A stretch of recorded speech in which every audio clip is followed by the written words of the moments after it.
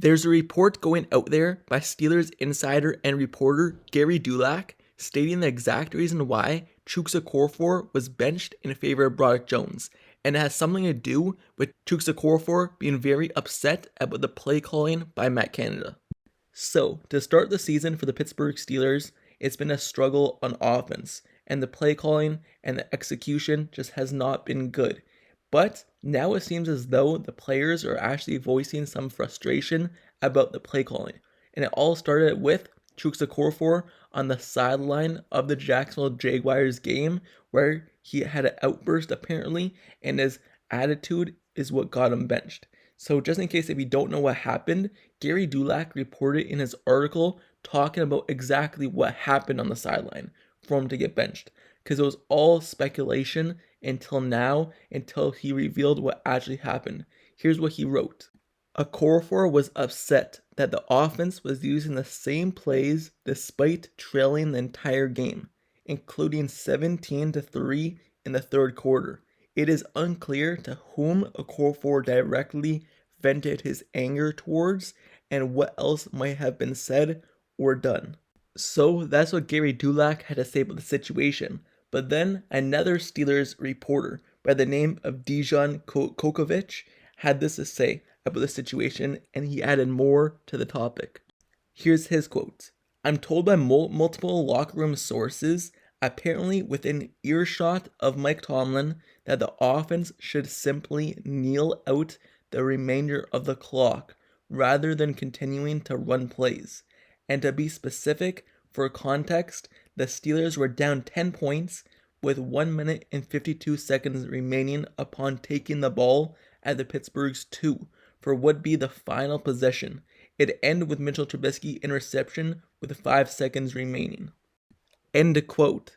So, just recapping what these two reporters said about Chuks Okorafor talking about the situation, he obviously was upset about the play calling during the game, and he was kind of upset that the Steelers kept running the exact same plays over and over and over again when they have not been working all game. And I understand that part of it. I understand that part where he's upset at you keep trying the exact same thing over and over again and expecting different results. At some point, you have to try something new.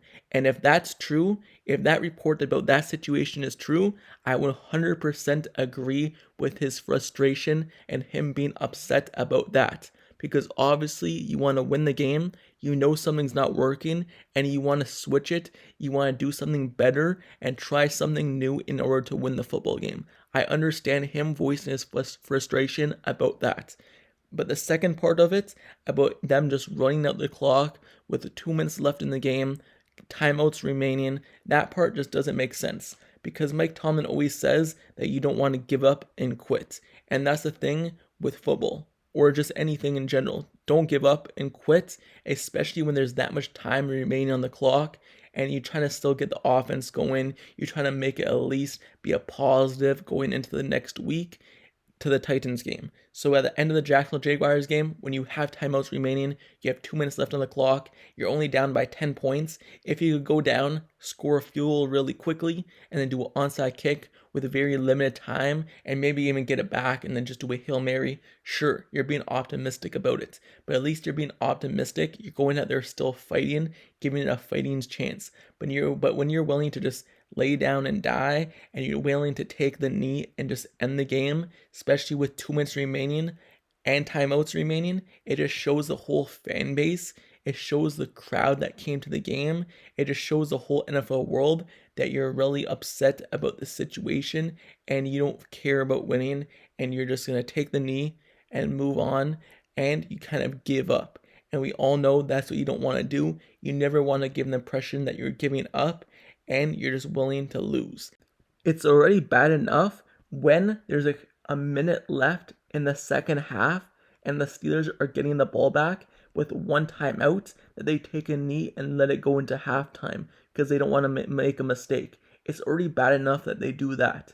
Imagine now watching it as a viewer, as a fan of your team.